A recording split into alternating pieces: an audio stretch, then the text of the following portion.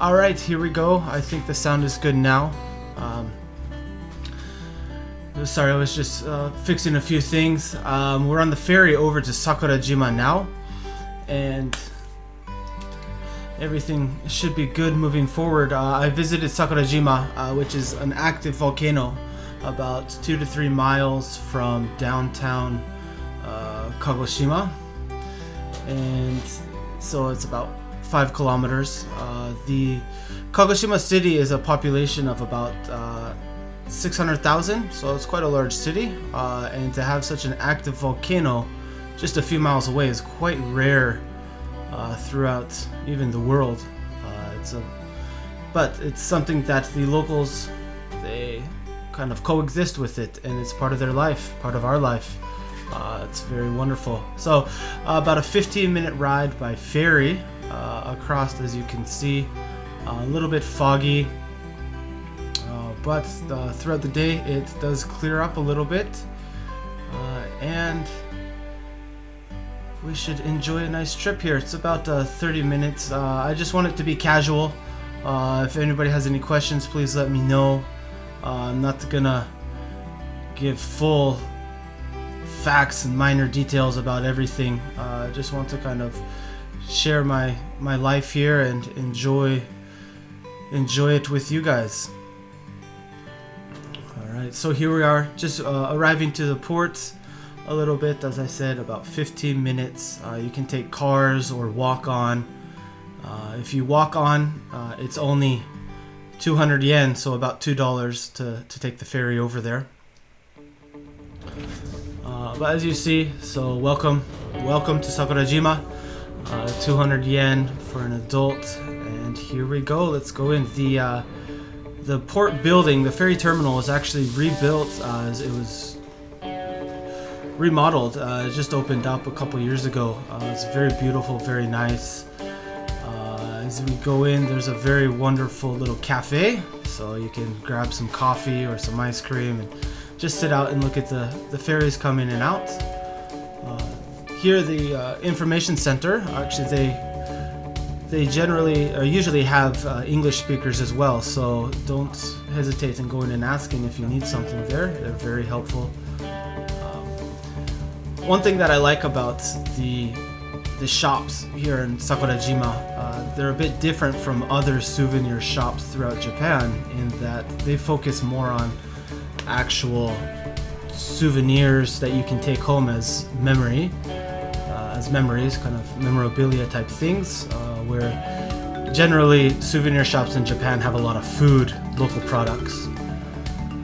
So heading out from the terminal, turn around, and you can't see the volcano as many would expect.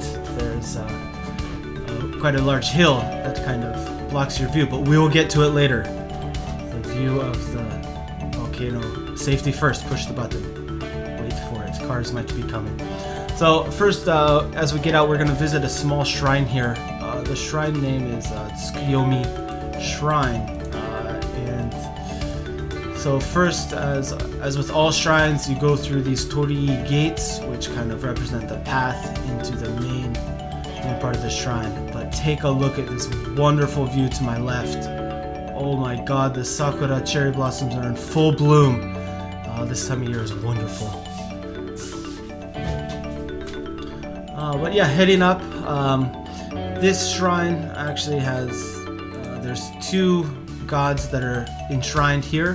One of them is, which the shrine is named after, which is Tsukiyomi, and he is the god of the moon. God of the moon, as well as the other enshrined goddess, names can be a bit difficult here. Konohana Sakuya Hime, who is the goddess of cherry blossoms and volcanoes. She is also the goddess of Mount Fuji, so very, very famous.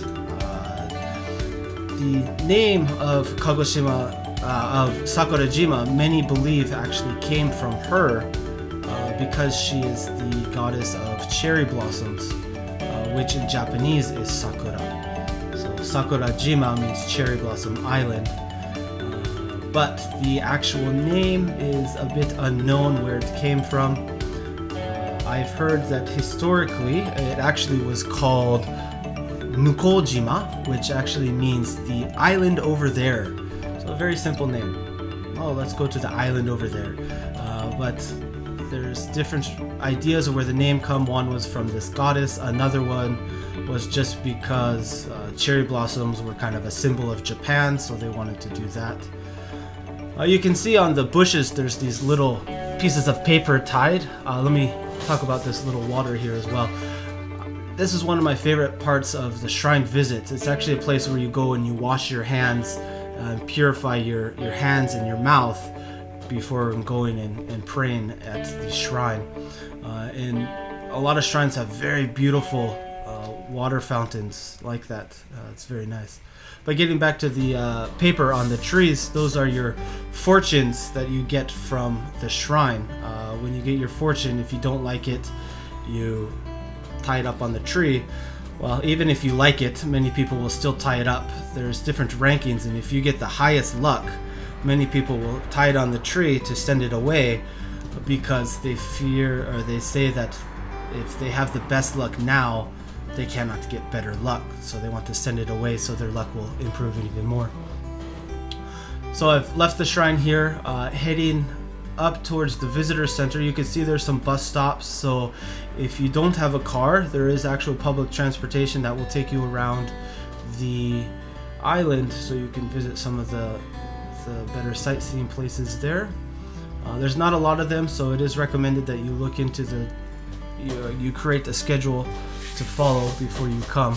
Nice convenience store here. Lawson is one of the top 3 convenience stores in Japan. You can pick up some rice balls, bread, small snacks, drinks, or even grab a beer and go enjoy a picnic in the park, which we actually did later today. This here, we're moving closer towards the visitor center. This is called this is Rainbow Sakurajima, which is a hotel, and these crazy looking yellow bags. Does anybody know what they are? Can anybody guess?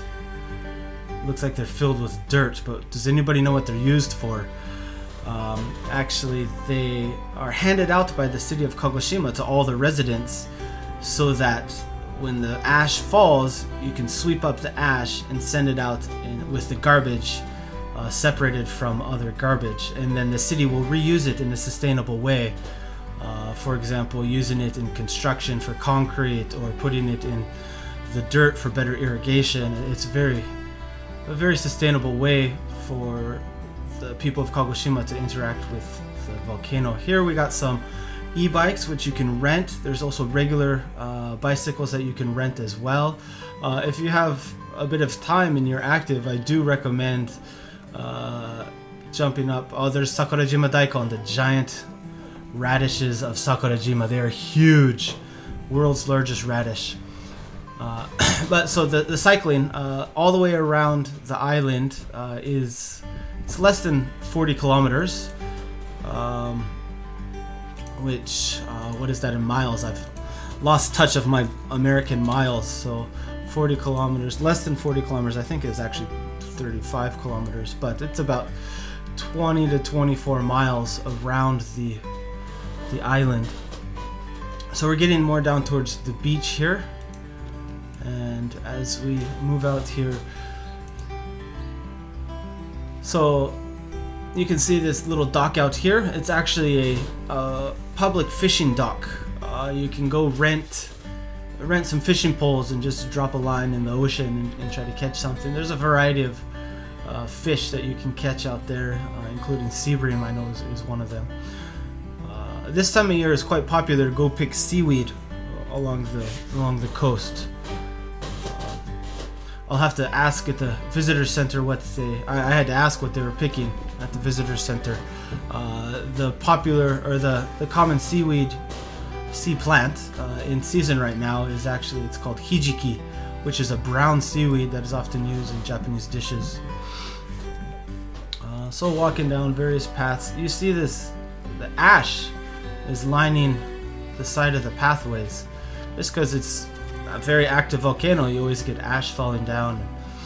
but it's actually long term. It's very good for the soil and the vegetation. Yes.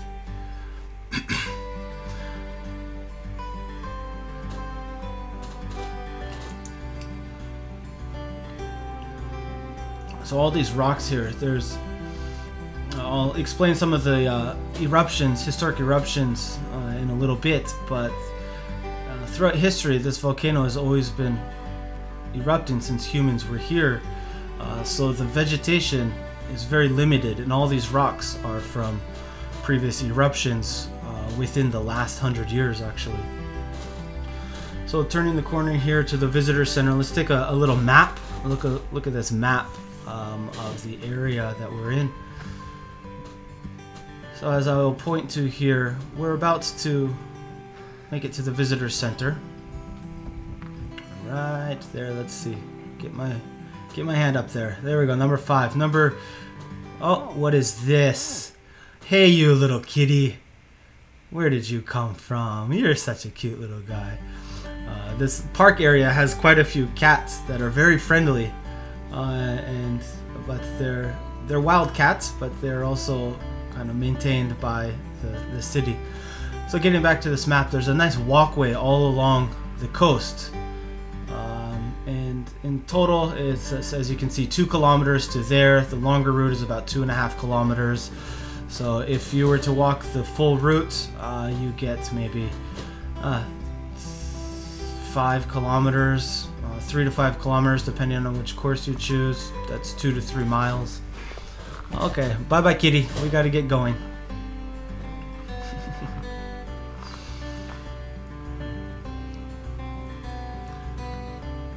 Sorry, I'm a sucker for cats. I love cats.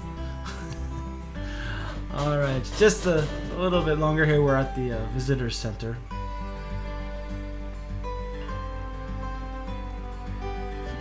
Kitty, kitty, kitty.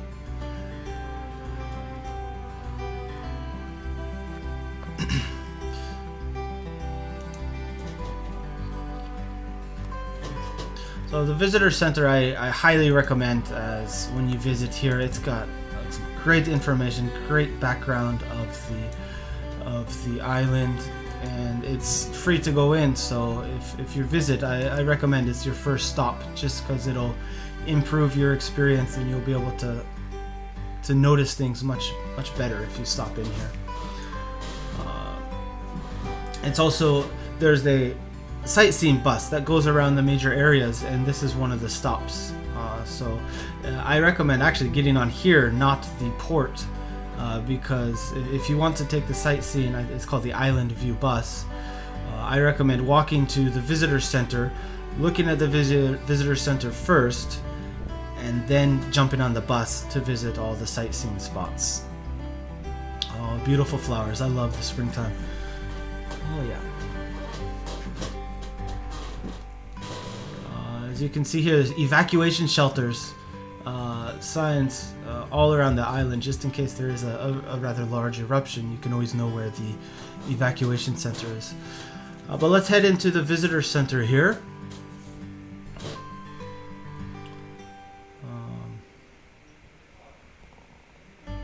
As we go in the door here, there you go. Open 9 to 5 o'clock, and it's free. So let's dig in here. Let's get in there. So again, we got a little shop here, which, as you can see, is not filled with food, but actual souvenirs you can take home, postcards and different things. Lots of things created with ash as well. You can buy ash art, ash keychains. Oh, it's very nice. If you want a good local Kagoshima gift, this is one place that you could get it. So just walking around, it's not a huge facility, but it is packed with information. You can see the monitors from the volcano. Here's a live feed of the volcano. Or actually, that was actually just a video. Here you can actually see the amount of times it erupts per year. I will get into this a little bit later, but it is very active and it does erupt every day. Something you get used to. There have been a couple large eruptions in modern history. There are there are English, limited English tours available. You can check. There's a local NPO called Sakurajima Museum, which does some stuff. They're very helpful, and they have English speakers in there as well. So you can contact them for anything to do on the island. I'll talk a little bit more about the activities in a little bit, but just moving forward, you can see some of the dioramas and displays that the museum has. So the major eruptions in the last, in modern history, were in 1779 and 1914, called the Taisho eruption, and the Showa eruption in 1946. The most famous is the Taisho eruption in 1914, which actually connected the island to the mainland. So even though we call it an island, it's actually connected to the mainland. It's technically a peninsula. This is looking at the foliage of a volcano after it erupts, and basically after an eruption for the first 50 years there's very little plant life, but then about 30 years moss starts to big eruption since I've been here. There have been some, yes. 30 years after eruptions, moss and small moss-like plants grow on the rocks, and then about 50 years the grasses start to grow, 100 years the flowers, and by 200 years you get a full forest. But it's really interesting, as there have been multiple major eruptions in the last 100 to 300 years. You can really see the difference in the foliage. It's like an outdoor natural museum. See, and you look to the right and there's an eruption from 100 years ago, to the left from 50 years ago, and you compare what the forests and the plants look like, and it's very interesting for nature lovers.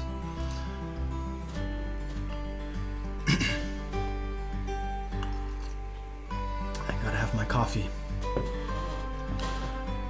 So here's just a look around the whole island.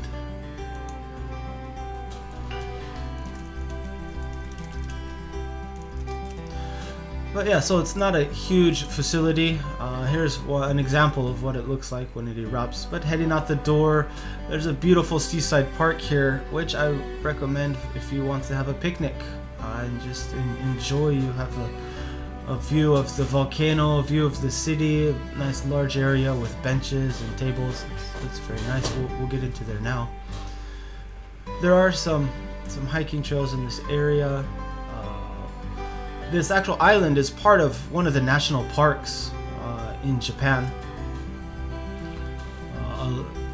Here it is, the Kirishima Kinko-wan National Park, which is 3 areas of Kagoshima, which is the Kirishima Mountains in the north, Sakurajima in the middle, and then the Ibusuki area, and part of the Osumi area in the south.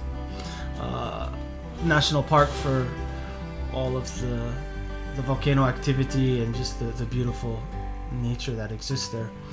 Sakurajima is also a Japanese geopark. If that's something you're interested in, they have a lot of information about geoparks, as it is one of the most active volcanoes actually in the world. And here we go for the money shots. Turn around, and what do we see? There is Sakurajima. Huge. You can see there it's actually 3 peaks, kind of. You have the one on the left, middle, and right. They're actually called the north, center, and southern peak. In Japanese, Kitadake, Nakadake, and Minamidake. This here you see people sitting down is a foot bath. So one unique culture to, I think, Kagoshima. Well, you can find them all throughout Japan, really, but the foot baths are a very common thing here in Kagoshima. You can find them all over the place. It's very nice. You get tired feet and just put your feet into the foot bath. And here we go. Maybe some people have been waiting. Who is this big guy here? That is my oldest son. There he is. He's enjoying the time in the park.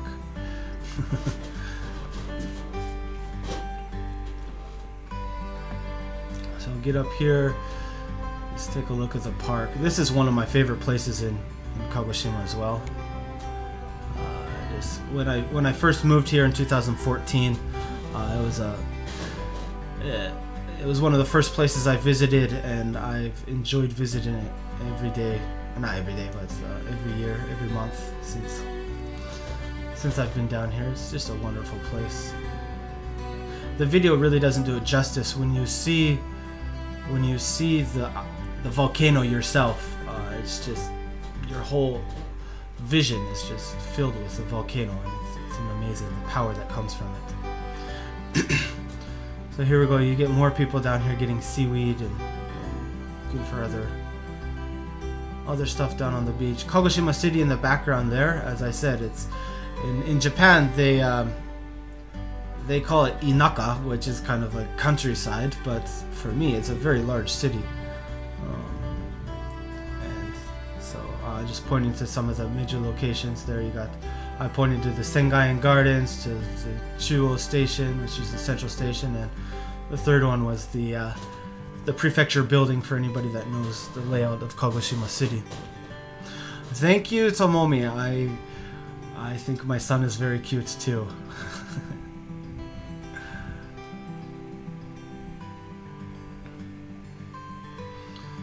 Oh, nice birds there. We do get quite a bit of bird watchers down here in Kagoshima. In Japan, there is an estimated about 700 species of wild birds, and over half of them can be found in Kagoshima. So we do get quite a bit of bird watchers that come down here. Oh, there he is again. Careful, don't fall into the hot spring. Give me 5. Oh no. So he's not quite 2 years old, but he loves to go out. So many people come here. You see, get some beautiful pictures. I want to show you something about the eruptions though in the area. Somebody asked if there have been any big eruptions since I've been here. So I've been in Japan for 13 years now and lived in Kagoshima since 2014. I'm going to put up a little sign here that shows.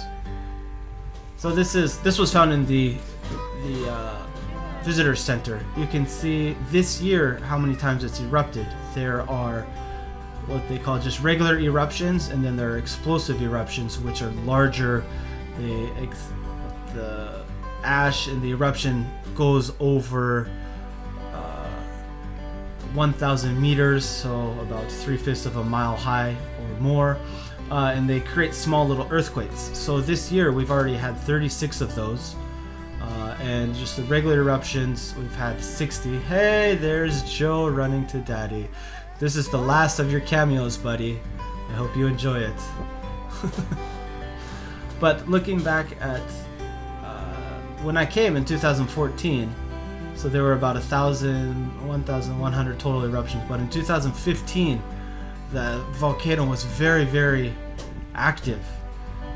So between regular eruptions and explosive eruptions, there were over, over 2,000 eruptions. So if you think 365 days in a year, it's erupting over 6 times a day. And that doesn't include just the puffs that it's doing like you see now. It's actually big eruption. So it's something you get used to. It calmed down a little bit, and then it'll get active and then calm down. But it's very nice. Oh, here it's just me playing with my GoPro. Sorry, I just wanted to test it out, going in the water and looking up at the volcano. So this would not be considered an eruption. This is just daily smoke and ash coming out. Getting back to the topic of somebody asked about the activities on the island, and yes, Tim, those are foot baths. This is actually the longest foot bath in Japan. It's very nice to just dip your feet in there. The water looked a little dirty, but it actually was not dirt. That's the hot spring quality is that color. So it's full of good minerals and many things that are good for the skin and good for the body. So dip your feet in there when you have some sore feet after walking all day. I want to touch on the activities. So really since I've been here, they've really developed the activities on the island, I believe, I think, and they're doing a very good job. I know I mentioned the MPO Sakurajima Museum. They're developing a lot, like you can dig your own hot spring on the coast, or there's various, you can do orange picking on the island. You also can pick the big radishes.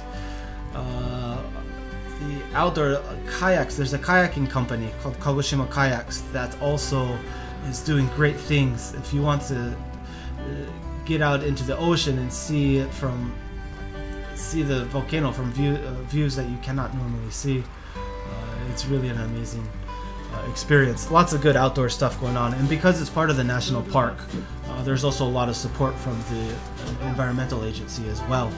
So I look forward to seeing how it improves also in the next few years. So it's a great destination.